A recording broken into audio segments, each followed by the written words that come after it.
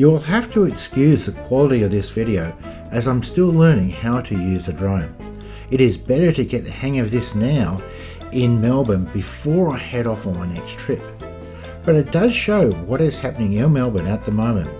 Incidentally, for anyone that is interested, what you are currently seeing here is a new tram depot being constructed in the western suburbs. This is just west of High Point. Now, to give you some context as to whereabouts that is, this is about 20 minutes drive south of the Melbourne International Airport. Now, personally, I had absolutely no idea how big this project is before taking up this drone, and it shows why it has been taking so long. Now, I actually have a very exciting trip coming up in October that will have absolutely incredible views.